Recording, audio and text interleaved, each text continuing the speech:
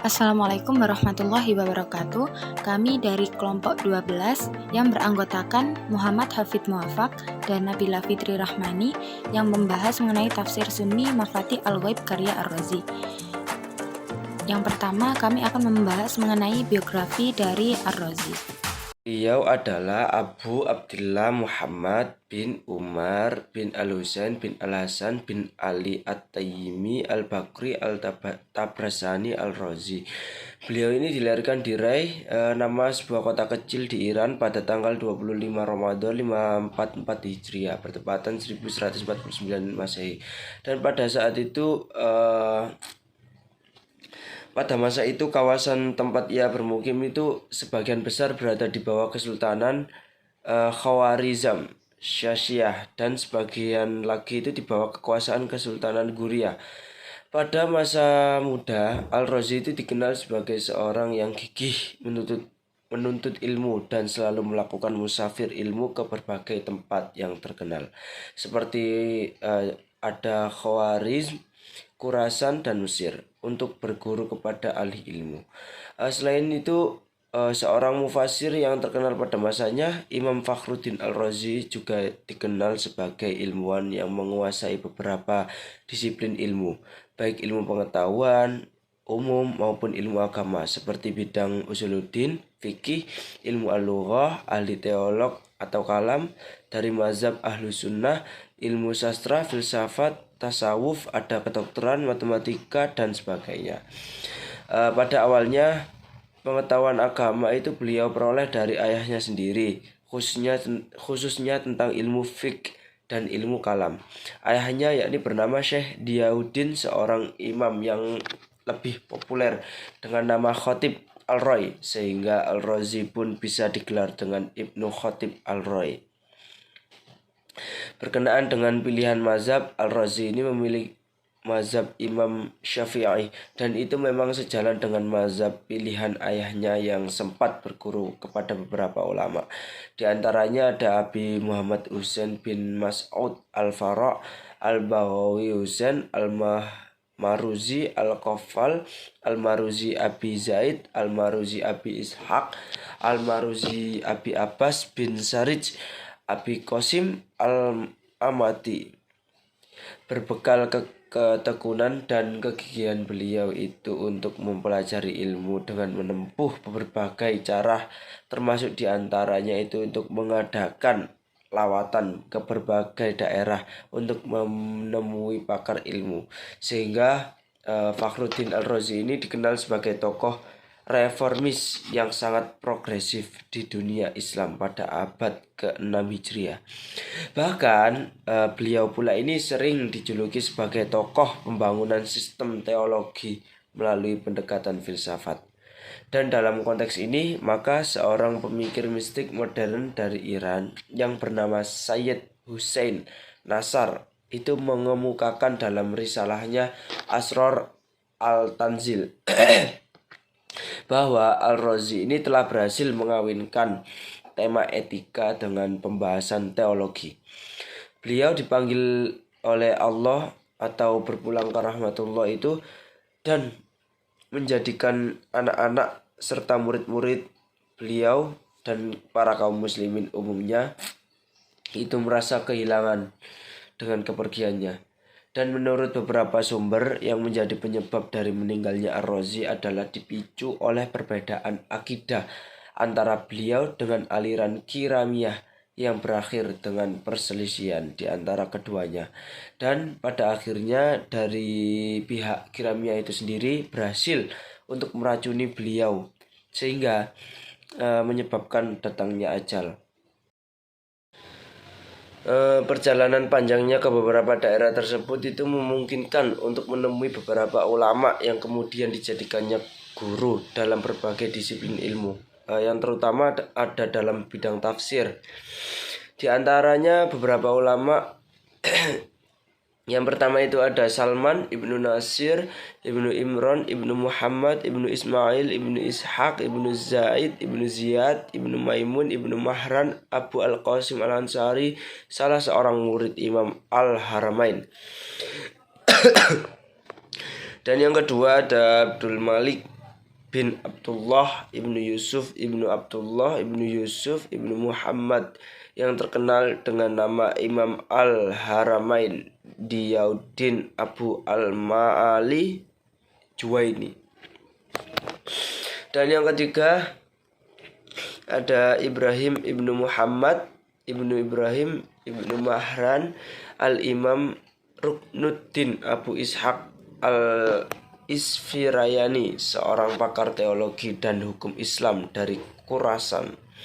Dan yang keempat ada Abu Husain Muhammad ibnu Abdurrahman ibnu As-Sa'id Al-Bahili.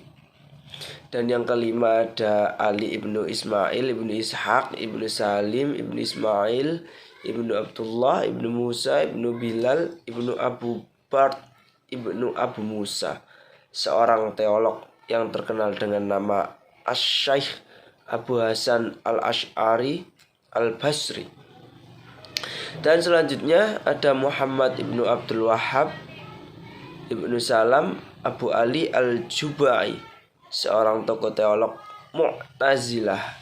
Beliau memiliki murid yang banyak dari setiap penjuru. Namun yang dianggap paling populer itu yang pertama ada Abdul Al-Hamid ibnu Isa ibnu Umrawiyah ibnu Yusuf ibnu Khalil ibnu Abdullah ibnu Yusuf. Ia adalah salah seorang ulama ahli fikih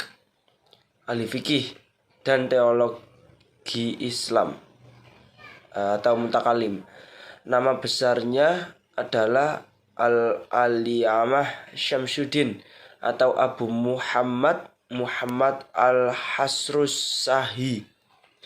Dan yang kedua ada Zaki ibnu Ahsan ibnu Umar yang terkenal dengan nama Abu Ahmad Al-Biliqani. Ia adalah seorang ahli fikih juga, ahli teolog juga, ahli usul dan muhakkik atau ahli manuskrip ya.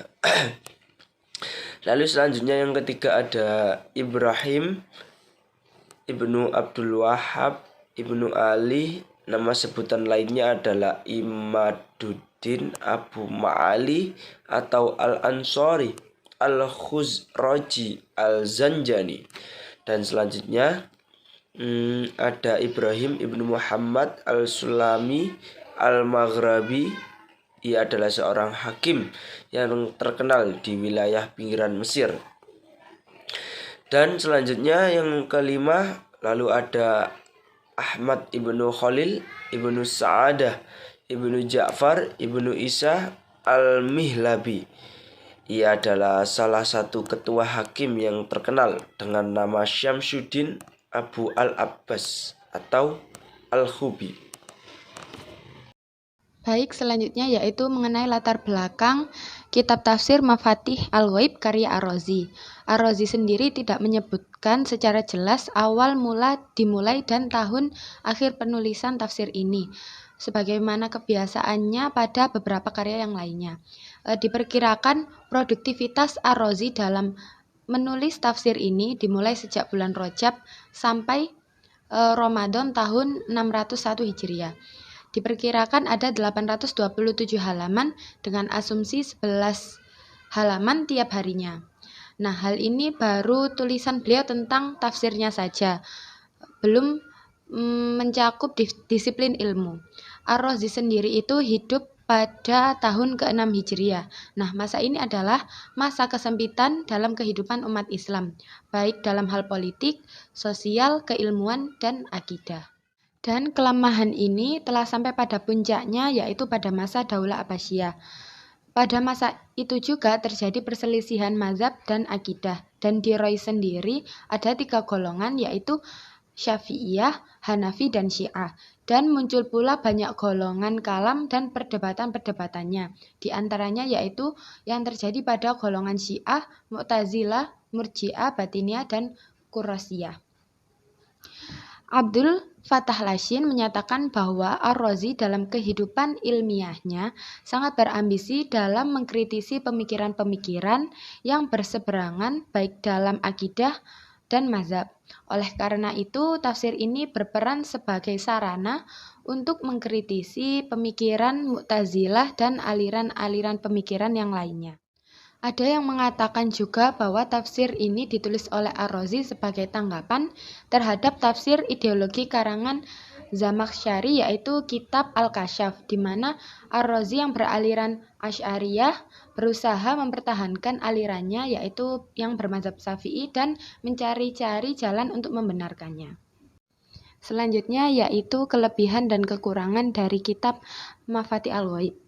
Kelebihan dari kitab tafsir ini antara lain yaitu sangat memperhatikan aspek munasabah dalam Al-Quran dan juga menjelaskan hikmah-hikmah keserasian dalam Al-Quran dan mengaitkannya dengan keilmuan yang berkembang pada masa itu. Dalam penafsirannya juga banyak mengutip pendapat dari para cendekiawan terdahulu dari berbagai disiplin ilmu yang menambah keluasan pembahasan dalam karyanya. Ia menjelaskan diskusi mazhab fikih, menambah penjelasan usul fikih, balaghah, ilmu nahwu, dan sebagainya. Selain itu, kelebihan tafsir ini adalah keteguhan Ar-Razi dalam membela Ahlussunnah. Dikatakan bahwa Ar-Razi itu kuat meneguhkan pandangan musuh, sehingga ketika ada musuh yang mencoba untuk meneguhkannya, ia tidak akan mampu melakukannya seperti Ar-Razi. Kemudian kekurangan dari kitab Mafatih. Kekurangan pada kitab tafsir ini diketahui berdasarkan kritik para cendekiawan. Menurut Az-Zahabi, secara totalitas kitab ini menyerupai ensiklopedia ilmu kalam, ilmu alam, dan fisika. Karena aspek inilah yang mendominasinya sehingga hampir-hampir mengurangi kepentingannya sebagai kitab tafsir. Dengan statement ini tampak bahwa Az-Zahabi berpijak pada kenyataan bahwa kitab tafsir ini didominasi uraian ilmiah dalam bidang teologi dan kajian kealaman. Sedangkan Ibnu Hajar Al-Asqalani sebagai seorang tokoh yang lebih banyak berkecimpung dalam dunia riwayat kurang sependapat dengan keterlibatan Ar-Razi di dunia pemikiran. Akibatnya sebagian besar komentarnya terhadap hal-hal yang menyangkut Ar-Razi menjadi kurang bersahabat dan memberikan kesan selalu berusaha menunjukkan kekurangan yang ada padanya, baik yang menyangkut pribadi Ar-Razi sendiri maupun karya-karyanya, khususnya mengenai kitab Mafatih Al-Ghaib. Dalam hal terakhir, dia mengatakan di dalam kitab Al-Iksir fi Ilm Tafsir, buah karya An-Najm At-Tufi, dia berkata, tidak aku lihat tafsir yang lebih menghimpun umumnya ilmu tafsir daripada karya Al-Qurtubi dan tafsir Imam Fakhruddin Ar-Razi. Hanya saja yang terakhir ini banyak celahnya. Lalu berikut ada metode dan corak. Fakhruddin Ar-Razi ini ketika menafsirkan ayat Al-Quran seperti dalam tafsirannya itu tidaklah menggunakan satu metode penafsiran atau melainkan memakai berbagai ragam metode penafsiran. Hal ini dibuktikan dari luasnya pembahasan dan cakupan isi yang terdapat di dalam tafsirnya. Yakni misalnya ada dalam satu masalah atau satu ayat saja, maka Al-Razi ini menguraikan secara luas dan mendalam dengan menggunakan metode yang beragam. Secara umum, metodologi tafsir ini yang digunakan Ar-Razi dalam kitab tafsir Mafatihul Ghaib, yakni yang pertama ada dilihat dari segi pendekatan. Maka kitab tafsir Mafatihul Ghaib menggunakan pendekatan tafsir bil ra'yi atau disebut logika. Dibuktikan dengan cara penafsiran dan argumentasi yang digunakan dalam menjelaskan ayat Al-Quran dan banyak menggunakan dalil-dalil akliyah, yakni alasan rasional. Dengan demikian, realitas dari Fakhruddin Al-Razi menurut para ulama ini dikategorikan sebagai pelopor tafsir bil ra'yi bersama dengan Zamakhsyari dengan kitab tafsirnya Al-Khasyaf. Dan yang kedua dapat dilihat dari corak penafsirannya. Kitab tafsir Mafatihul Ghaib ini menggunakan metode tafsir ilmi, falsafi, dan adabi wal ijtima. Dan yang ketiga, dilihat dari ragam atau model penafsirannya ayat-ayat Al-Quran, maka kitab tafsir Mafatihul Ghaib ini menggunakan metode tahlili dan metode muqarron. Selanjutnya yaitu sistematika penulisan. Dalam karya Ar-Razi ini menyebutkan nama surat, tempat turunnya, bilangan ayatnya, perkataan-perkataan yang terdapat di dalamnya, kemudian menyebut satu atau beberapa ayat, lalu mengulas munasabah antara satu ayat dengan ayat sesudahnya, sehingga pembaca dapat terfokus pada satu topik tertentu pada sekumpulan ayat itu. Namun Ar-Razi tidak hanya munasabah antara ayat dengan ayat saja, ia juga menyebutkan munasabah antar surat juga. Setelah Ar-Razi mulai menjelaskan masalah dan jumlah masalah tersebut, misalnya ia mengatakan bahwa dalam sebuah ayat Al-Quran terdapat beberapa yang jumlahnya mencapai 10 atau lebih, lalu menjelaskan masalah tersebut dari sisi nahwunya, usul, sebab, asbabun nuzul, dan perbedaan qiraat dan sebagian lainnya. Sebelum ia menjelaskan satu ayat, Ar-Razi terlebih dahulu mengungkapkan penafsiran yang bersumber dari Nabi, sahabat, tabi'in, ataupun memaparkan masalah antara nasikh dan mansukh, bahkan jar wa ta'dil. Barulah ia menafsirkan ayat disertai argumentasi ilmiahnya di bidang ilmu pengetahuan, filsafat, ilmu kalam, maupun yang lainnya. Kemudian untuk contoh penafsirannya, kami mengambil Quran Surat Toha ayat 5. A'udzubillahi minasyaitonirrajim, Ar-Rahmanu 'alal 'arsy istawa. Nah, dalam hal ini Ar-Razi menyebutkan jika ayat tersebut difahami secara tekstual sesuai teksnya, yakni Ar-Rahman itu bersemayam atau duduk di atas ars, maka akan sangat bertentangan dengan doktrin Asy'ariyah sendiri. Dan hal itu juga mustahil bagi Allah dengan adanya beberapa alasan. Yang pertama, keberadaan zat Allah itu tidak membutuhkan kepada tempat bagaimanapun bentuknya, baik kursi ataupun arsy. Allah tidak membutuhkan tempat untuk menciptakan ciptaannya. Kedua, jika Allah memiliki tempat duduk di atas ars, tentu ada bagian tertentu yang digunakan untuk duduk dan berbentuk dan pasti terdiri dari beberapa bagian atau yang sering disebut dengan murakkab. Jika demikian, Allah berarti terdiri dari berbagai hal. Nah, sedangkan yang terdiri dari berbagai hal itu adalah hudus atau sesuatu yang baru. Maka dari itu,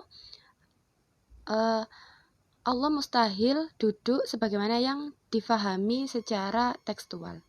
Kemudian ketiga, jika suatu hal menepati tempat duduk, maka pasti ia bisa bergerak dan berpindah dari satu ke tempat atau dari satu waktu ke waktu lainnya.